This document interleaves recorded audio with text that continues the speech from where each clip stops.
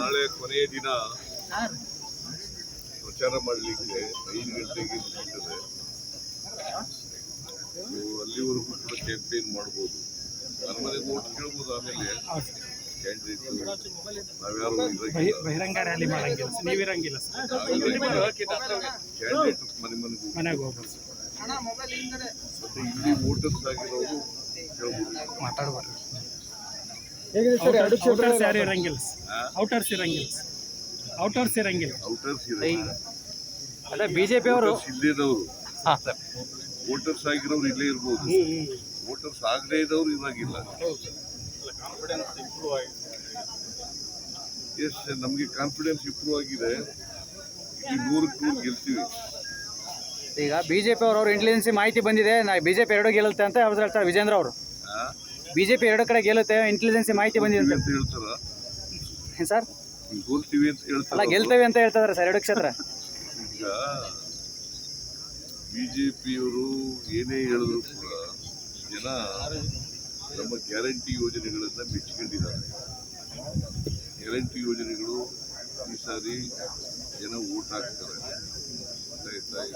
ಅವರು ಸಂವಿಧಾನ ವಿರೋಧಿಗಳು, ಬಡವರ ವಿರೋಧಿಗಳು, ದಲಿತರ ವಿರೋಧಿಗಳು. ಹೆಂಗೆ ಅವ್ರಿಗೆ ವೋಟ್ ಹಾಕ್ತಾರೆ? ಗ್ಯಾರಂಟಿಗಳು ಬಿಟ್ರೆ ಬೇರೆ ಏನಿಲ್ಲ ಅವರಿಗೆ ವೋಟ್ ಕೇಳೋದಕ್ಕೆ. ಕಾಮಗಾರಿ ಕೆಲಸಗಳು ಯಾವ ಅವ್ರಿಗೇನಿದೆ? ಅವ್ರು ಯಾವ ಆಧಾರದ ಮೇಲೆ ವೋಟ್ ಕೇಳ್ತಾ ಇದ್ದಾರೆ? ಯಾವ ಆಧಾರದ ಮೇಲೆ ವೋಟ್ ಕೇಳ್ತಾ ಇದ್ದಾರೆ? ಆಯ್ತಪ್ಪ, ನಮಗೆ ಅವ್ರಿಗೆ ಹೇಳ್ತಾರೆ. ಅವ್ರಿಗೆ ಏನ್ ಹೇಳ್ತಾರೆ? 9 ವರ್ಷ ಅಧಿಕಾರ ಮಾಡಿದ್ದಾರೆ ಕರ್ನಾಟಕದಲ್ಲಿ. 9 ವರ್ಷ ಅಧಿಕಾರ ಮಾಡಿದ್ದಾರೆ. ಏನ್ ಮಾಡಿದೀವಿ ಅಂತ ಹೇಳ್ತಾರೆ ಕರ್ನಾಟಕದಲ್ಲಿ? ಏನ್ ಮಾಡಿದ್ದಾರೆ ಅಂತ ಹೇಳ್ತಾರ್ರಿ? ಏನೋ ಹೇಳ್ತಾರೆ ಅವರು. ನಾವು ಬಡವರ ಪರವಾಗಿರ್ತಕ್ಕಂಥ ಪಕ್ಷ, ಎಲ್ಲರೂ ಒಟ್ಟಿಗೆ ತಗೊಂಡು ಹೋಗ್ತಕ್ಕಂಥ ಪಕ್ಷ. ಅವರು ಸಮಾಜ, ಧರ್ಮ ದೇಶದಲ್ಲಿ, ಜಾತಿ ಹೆಸರಲ್ಲಿ ಸಮಾಜ ಒಡಿತಕ್ಕಂಥ ಪಕ್ಷ. ಅದರಿಂದ ನಾವು ಎಲ್ಲ ಜನರನ್ನು ಒಟ್ಟಿಗೆ ತಗೊಂಡು ಹೋಗ್ತಕ್ಕಂಥ ದಲಿತರು, ಹಿಂದುಳಿದವರು, ಅಲ್ಪಸಂಖ್ಯಾತರು, ಮಧ್ಯಮ ವರ್ಗದವರು ಎಲ್ಲರೂ ಕೂಡ ಒಟ್ಟಿಗೆ ತಗೊಂಡು ಹೋಗ್ತಾರೆ. JDS ಅಲ್ಲಿ ಕುಟುಂಬ ರಾಜಕಾರಣ ಮಾಡ್ತಿಲ್ಲ, ನಾವು ಜನರೇ ನಮ್ಮನ್ನು ಕರ್ಕೊಂಬಂದು ರಾಜಕಾರಣ ಮಾಡಿದ್ರು ಅಂತ ಕುಮಾರಸ್ವಾಮಿ ಅವರು ನಿನ್ನೆ ಹೇಳಿದ್ರು. ಅವರು ಮನೆಯಲ್ಲಿ ಏನ್ ಮಾಡ್ತಾರೆ? ಅಲ್ಲ, ಕುಟುಂಬ ರಾಜಕಾರಣ ಮಾಡಿ ಅವ್ರನ್ನ ಜನಗಳೇ ಕರ್ಕೊಂಬಂದು ಆಯ್ಕೆ ಮಾಡಿದ್ದಂತೆ ಹೇಳಿ. ಟ್ಯಾಕ್ಸ್ ಕೊಡಿಸೋದು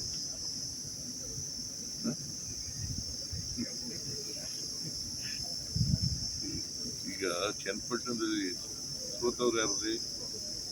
ಮುರುಮುತ್ತರಿ ಅವ್ರ ಮಗ ಅಲ್ವಾ? ಅವ್ರಿಗೆ ಗೆದ್ದಿದ್ರಲ್ಲ 23ರಲ್ಲಿ ಗೆದ್ದಿದ್ರಲ್ಲ, ಅಲ್ಲಿ ಸೋತರು. ಅದಕ್ಕೆ ಜನ ಕರ್ಕೊಂಡು ಬಂದಿದ್ರು. ಅವ್ರಿಗೆ 22,000 ಅಂತರದಿಂದ ಗೆದ್ದದು ನಮ್ಮ ಅಭ್ಯರ್ಥಿ. 22,000 ಅಂತರದಿಂದ ಗೆದ್ದದು. ಕುಟುಂಬ ರಾಜಕಾರಣನ ಮುಖ್ಯಮಂತ್ರಿ ಕೂಡ ಮಾಡ್ತಿದ್ದಾರೆ ಅಂತ ಹೇಳಿ, ಮುಖ್ಯಮಂತ್ರಿ ಕೂಡ ಕುಟುಂಬ ರಾಜಕಾರಣ ಮಾಡ್ತಿದ್ದಾರೆ ಅಂತ ಕುಮಾರಸ್ವಾಮಿ ನಿನ್ನೆ ಹೇಳಿದ್ರು. ಆಯ್ತಪ್ಪ, ಅವರು ಹೇಳ್ಬೇಕಾದ್ರೆ ಅವ್ರ ಕುಟುಂಬ ರಾಜಕಾರಣ ಮಾಡಬಾರ್ದಲ್ವಾ? ಅವರಪ್ಪ, ಅವ್ರ ಮಕ್ಕಳಿಬ್ರು, ಮೊಮ್ಮಕ್ಕಳು, ಅವ್ರ ಮೊಮ್ಮಕ್ಕಳ ಸೊಸೆ, ಇಬ್ರು ಸೊಸೆದಿರು, ಆಮೇಲೆ 2 ಮೊಮ್ಮಕ್ಕಳು, 4 ಜನ ಮೊಮ್ಮಕ್ಕಳು. ಜನ ಬಯಸಿದ್ರೆ ರಾಜಕಾರಣ ಮಾಡಲಿ, ಮಾಡಬಾರ್ದು ಅಂತ ಹೇಳಲ್ಲ. ಜನ ಬಯಸಿದ್ರೆ ಪ್ರಜಾಪ್ರಭುತ್ವ ಇದು, ಜನ ಬಯಸಿದ್ರೆ ರಾಜಕಾರಣ ಮಾಡಲಿ. ಆದರೆ ಜನ ತಿರಸ್ಕಾರ ಮಾಡಿದ್ಮೇಲೂ ಕೂಡ ಅದನ್ನು ಹೇಳೋದು ಇದೆಯಲ್ಲ, ಅದು is not correct. Zameer Ahmed ಅವರು ನಿನ್ನೆ ಬಂದರು, ಪತ್ರಿಕಾಗೋಷ್ಠಿ ಮಾಡಿ ಹಾಗೆ ಹೋದ್ರು, ಪ್ರಚಾರಕ್ಕೆ ಎಲ್ಲೂ ಬಂದಿಲ್ಲ ಅಂತೇಳಿ ಒಂದಿಷ್ಟು. ಜಮೀರ್ ಅಹಮದ್ ಅವರು ನಿನ್ನೆ ಬಂದರು, ಪತ್ರಿಕಾಗೋಷ್ಠಿ ಮಾಡಿ ಹಾಗೆ ವಾಪಸ್ ಹೋದ್ರು, ಪ್ರಚಾರಕ್ಕೆ ಎಲ್ಲಿ ಬಂದಿಲ್ಲ ಅಂತ ಕೆಲವು ಮಾತು. ಪ್ರಚಾರ ಮಾಡಲಿಲ್ಲ. ನೀವು ಪ್ರಚಾರ ಮಾಡಲ್ವಾ? ನಾವು ಮಾಡ್ತೀವಿ ಸರ್. ಅವರು ನೀವೇನು ಮಾಡ್ತಿದ್ರಿ? ಈಗ ನಾನು ಈಗ ಮಾತಾಡ್ತೀನಿ, ಪ್ರಚಾರ ಮಾಡಲು ನೀವು ಮಾಡ್ತೀವಿ. ಬಟ್ ಅಲ್ಲಿ ಅವ್ರ ಅಭಿಮಾನಿಗಳು ಸರ್ ಬಂದೇ ಇಲ್ಲ ಅಂತ. ಅವರು ಅಭಿಮಾನಿಗಳು ಮುಸ್ಲಿಂ ಏರಿಯಾಗಳಿಗೆ ಬರಬೇಕಿತ್ತು, ಬಂದು ವೋಟ್ ಕೇಳಬೇಕಿತ್ತು, ಮುಸ್ಲಿಂ ಏರಿಯಾಗಳಿಗೆ ಬಂದು ವೋಟ್ ಕೇಳಬೇಕಿತ್ತು ಅಂತ ಅವರ ಅಭಿಪ್ರಾಯ ಆಗಿದೆ. ಇಲ್ಲ, ಅವ್ರು ಹೋಗಿದ್ದಾರೆ, ಸಮಯ ಇಲ್ಲ. ಇಲ್ಲಿಗೆ ತುಂಬಾ ಅಗತ್ಯ ಇತ್ತೇನೋ ಅವರು. ಅವ್ರು ಇಲ್ಲಿಗೆ ಅಗತ್ಯ ಇತ್ತು ಅಂತ ಅವ್ರು ಹೇಳೋದು ಸರ್. ಎಲ್ಲ ಕಡೆ ಅಗತ್ಯ ಇದೆ ಅವರು. ಅಲ್ಲ ಅವ್ರ ಅಭಿಮಾನಿಗಳೇ ಪ್ರಚಾರಕ್ಕೆ ಬರಲಿಲ್ಲ. ಬಾಗಲಕೋಟೆಯಲ್ಲೂ ಕೂಡ 42,000 ಮುಸ್ಲಿಂ ವೋಟ್ಗಳಿದ್ದಾವೆ. ಇಲ್ಲಿ ಅವ್ರ ಅಭಿಮಾನಿಗಳು ಇಲ್ಲಿ ಕ್ಲಾಶ್ ಇತ್ತು ಈ ಕೇರಳದಲ್ಲಿ ಇದ್ರು ಅವರು 4ನೇ ತಾರೀಕು ಹೇಳಿದ್ರು, ಅದನ್ನ ಹೇಳಿದ್ರು ಸರ್. ಕೇರಳದಲ್ಲಿ ಇದ್ರು. ಸೊ ಹಾಗಾಗಿ ಹೆಚ್ಚು ಸಮಯ ಇರಲಿಲ್ಲ. ಇವತ್ತು ಅಲ್ಲಿ ಬಾಗಲಕೋಟೆಯಲ್ಲಿ ಮಾಡಿ ಆಮೇಲೆ ನಾಳೆ 5 ಗಂಟೆವರೆಗೆ ಮಾತ್ರ ಇರೋದು. 5 ಗಂಟೆವರೆಗೆ ಮಾಡಿ ಹೊರಟು ನಿಮ್ ಸೋಮಣ್ಣ ಅವ್ರಿಗೆ ಕೆಲಸ ಇಲ್ಲ ಅಂತ ನೀವು ಹೇಳಿದ್ದಕ್ಕೆ ಅವ್ರು ರಿಯಾಕ್ಟ್ ಮಾಡಿರೋದು ದೆಹಲಿ ಬರಲಿ 2-3 ಗಂಟೆ ಬಿಡುವು ಮಾಡ್ಕೊಂಡು ದೆಹಲಿ ನಮ್ಮ ಕಚೇರಿಗೆ ಬಂದ್ರೆ ಏನೇನು ಕೆಲಸ ಮಾಡಿದ್ದಾರೆ ರಾಜ್ಯಕ್ಕೆ 18 ರೈಲು ದಕ್ಷಿಣ ಭಾರತಕ್ಕೆ. ಅವರು state minister without independent state minister without independent portfolio ಮತ್ತು ಅವ್ರ ಫೈಲ್ಗಳು ಬರ್ತಾವ. ಅವ್ರು ಹೇಳ್ತಾರಪ್ಪ ಬರ್ತವೆ ಅಂತ ನನಗೆ ಗೊತ್ತಿರೋ ಮಟ್ಟಿಗೆ ಬರಲ್ಲ.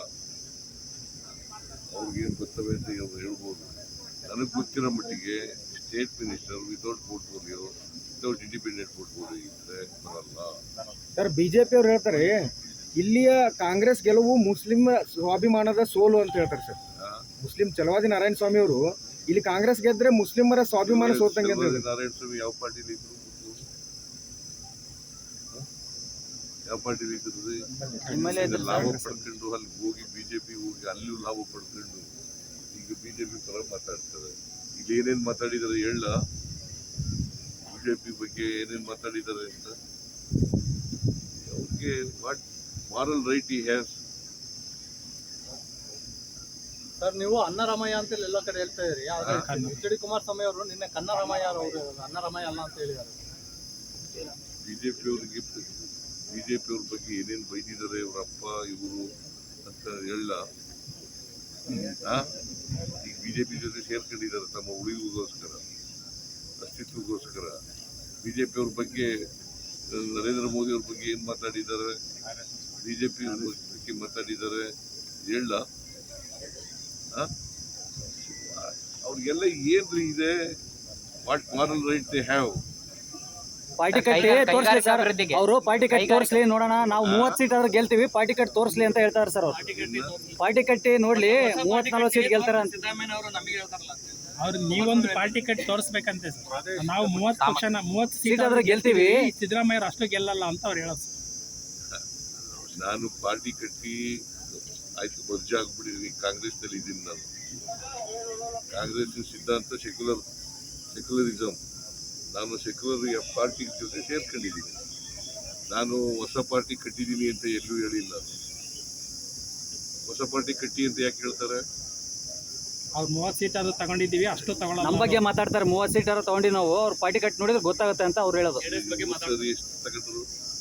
19 ಸೀಟು. 19-18 19 ಸೀಟ್ 30 ತಗೊಂಡ್ರು. ಅದರಿಂದ ಬರೀ 27. ನಾನಿದ್ದಾಗ JDS ನಲ್ಲಿ ಪ್ರೆಸಿಡೆಂಟ್ ಇದ್ದಾಗ 59 ಸೀಟ್ ಗೆದ್ದಿದ್ದು.